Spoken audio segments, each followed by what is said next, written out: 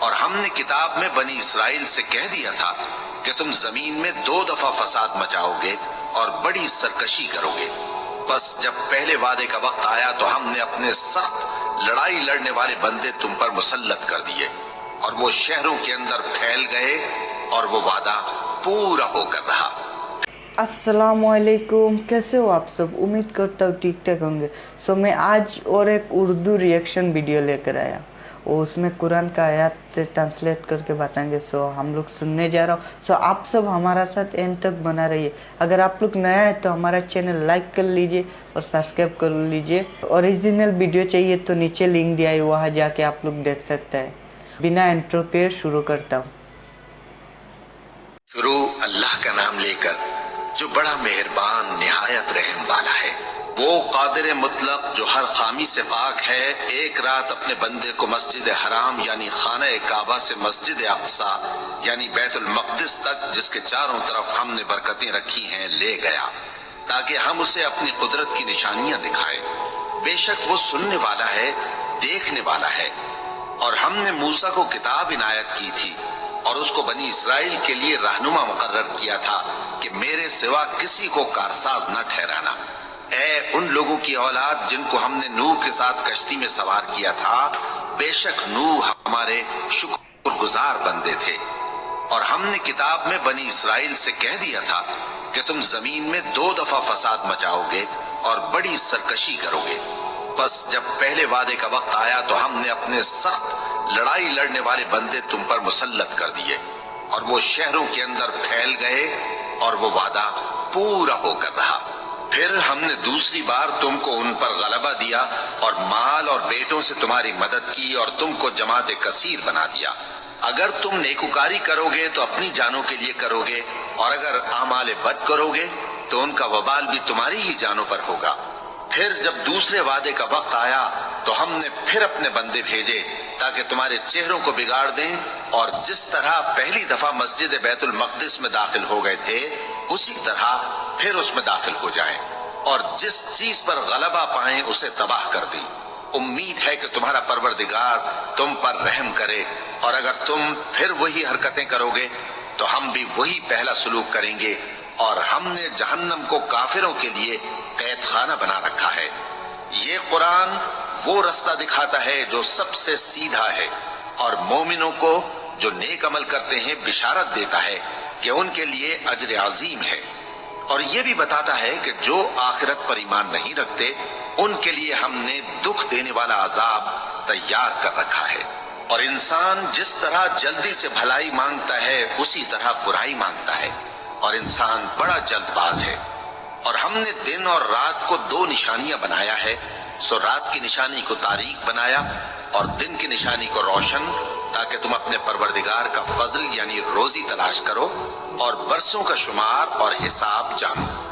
اور ہم نے ہر چیز کی بخوبی تفصیل کر دی ہے، اور ہم نے ہر انسان کے اعمال نامے کو بصورت کتاب اس کے گلے میں لٹکا دیا ہے، اور قیامت کے روز وہ کتاب اسے نکال دکھائیں گے جسے وہ کھلا ہوا دیکھے گا۔ کہا جائے گا کہ اپنی کتاب پڑھ لے، تو آج اپنا آپ ہی حساب کرنے والا کافی ہے۔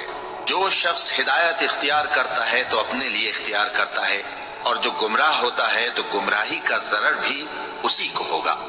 اور کوئی شخص کسی دوسرے کا بوجھ نہیں اٹھائے گا، اور جب تک ہم پیغمبر نہ بھیج لیں عذاب نہیں دیا کرتے۔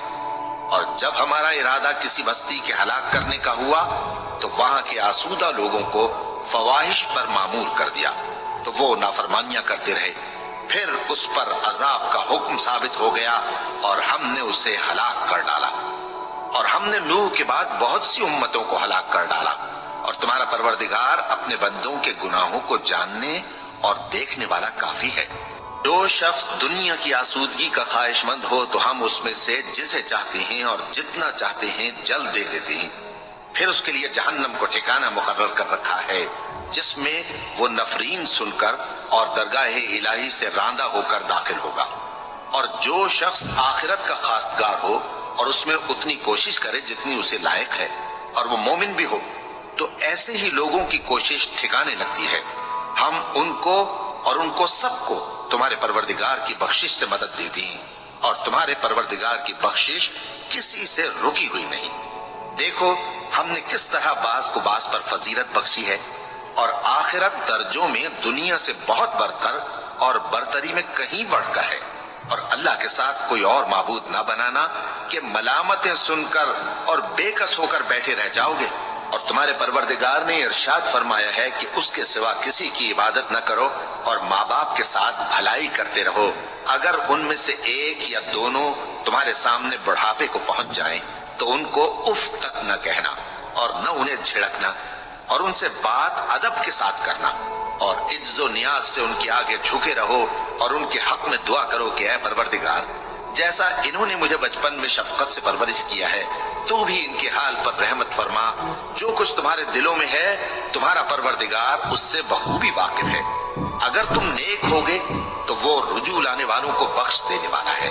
और रिश्तेदारों और मोहताजों और मुसाफिरों को उनका हक अदा करो और फजूल खर्ची से माल न उड़ाओ कि फजूल खर्ची करने वाले तो शैतान के भाई हैं और शैतान अपने परवरदिगार की नेमतों का कुफरान करने वाला यानी नाशुक्र है। और अगर तुम अपने परवरदिगार की रहमत यानी फराख दस्ती के इंतजार में जिसकी तुम्हें उम्मीद हो इन मुस्तहिकीन की तरफ तवज्जो न कर सको तो इनसे नरमी से बात कह दिया करो और अपने हाथ को न तो गर्दन से बंधा हुआ यानी बहुत तंग कर लो कि किसी को कुछ दो ही नहीं और न बिल्कुल खोल ही दो कि सभी कुछ दे डालो और अंजाम ये हो कि मलामत ज़दा और हसरत ज़दा होकर बैठ जाओ। बेशक तुम्हारा परवरदिगार जिसकी रोजी चाहता है फराख कर देता है और जिसकी रोजी चाहता है तंग कर देता है। वो अपने बंदों से खबरदार है और उनको देख रहा है। और अपनी औलाद को मुफलिसी के खौफ से कत्ल न करना क्योंकि उनको और तुमको हम ही रिस्क देते हैं। कुछ शक नहीं कि उनका मार डालना बड़ा सख्त गुनाह है। और जिना के पास भी न जाना कि वो बेहयाई है और बुरी राह है। और जिस जानदार का मारना अल्लाह ने हराम किया है उसे कत्ल न करना मगर जायज तौर पर यानी बफतवाए शरीयत। और जो शख्स जुल्म से कत्ल किया जाए हमने उसके वारिस को इख्तियार दिया है कि जालिम कातिल से बदला ले, तो उसको चाहिए कि कत्ल के किसास में ज्यादती न करे कि वो मंसूर फतयाब है। और यतीम के माल के पास भी ना फटकना मगर ऐसे तरीक से कि बहुत बेहतर हो, यहाँ तक कि वो जवानी को पहुंच जाए। और अहद को पूरा करो कि अहद के बारे में जरूर पुरसिश होगी। और जब कोई चीज नाप कर देने लगो तो पैमाना पूरा भरा करो और जब तोल कर दो तो तराजू सीधी रख कर तोला करो। ये बहुत अच्छी बात और अंजाम के लिहाज से भी बहुत बेहतर है। और ऐ बंदे, जिस चीज का तुझे इल्म नहीं उसके पीछे न पड़ कि कान और आंख और दिल इन सब आज़ा के बारे में जरूर बास पुरस होगी। और जमीन पर अकड़ कर और तन कर मत चल कि तू जमीन को फाड़ तो नहीं डालेगा और न लंबा होकर पहाड़ों की चोटी तक पहुंच जाएगा। इन सब आदतों की बुराई तेरे परवरदिगार के नजदीक बहुत नापसंद है। ऐ पैगंबर, ये उन हिदायतों में से हैं जो अल्लाह ने हिकमत की बातें तुम्हारी तरफ वही की हैं। और अल्लाह के साथ कोई और माबूद न बनाना कि ऐसा करने से मलामत ज़दा और रांदाए दरगाह बनाकर जहन्नम में डाल दिए जाओगे।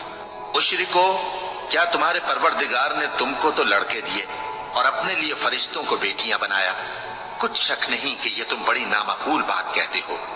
और हमने इस कुरान में तरह तरह की बातें बयान की हैं ताकि लोग नसीहत हासिल करें, मगर वो इससे और बिदक जाती हैं।